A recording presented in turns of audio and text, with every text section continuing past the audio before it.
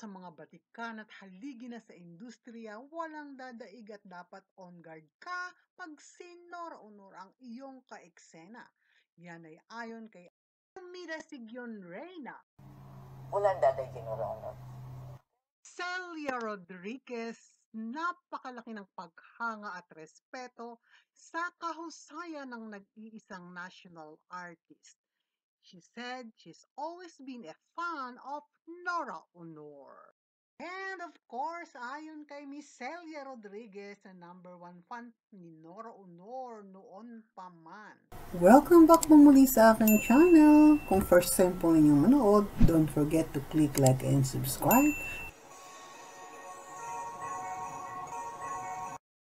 Opo, ganon na lamang ang paghanga at respeto sa kahusayan ng acting ng superstar ang nag-iisang Miss Celia Rodriguez. Narito ang kapanayam niya kay Boy Abunda sa Fast Talk. I've always been a fan of Guy. Somebody asked me, what can you compare the Guy to Vilma? Sabi ko, we need, Vilma is my commander, you know, and Guy is my kababayan. When it comes to depth, yung lalim, hugot, walang dadaig sinor-unor.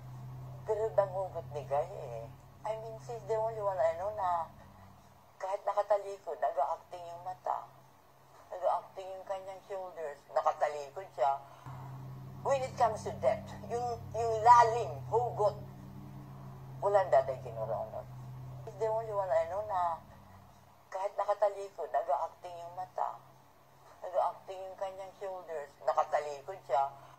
Dinagdag pa niya that acting is body language and it takes too many great directors to learn how to do it.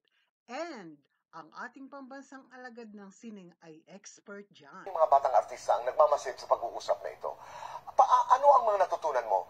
Halimbawa sa The Great Jerry De Leon, Lino Broca, sa La Isma, ano ang natutunan mo pagdating sa craft ng pag-arte? It's more of a body language. Not necessarily dialogue. Oh, Yeah. And Guy is an expert on that. Kahit nakatalikod, umaarte ang shoulders. It takes a lot of experience and good directors to learn that. mata lang minsan. Mata lang. No dialogue. O di ba naman po coming from an iconic and classic at haligi na rin sa industriya. When it comes to depth, yung lalim, hugot, walang dadaig sinor-unor. Walang dadaig sinor-unor. Dapat alerto at on guard ka. Sinor-unor ang iyong kaeksena. Yan ay ayon kay Mira Sigyon Reyna. Iyan lamang po. Maraming salamat. Hanggang sa muli.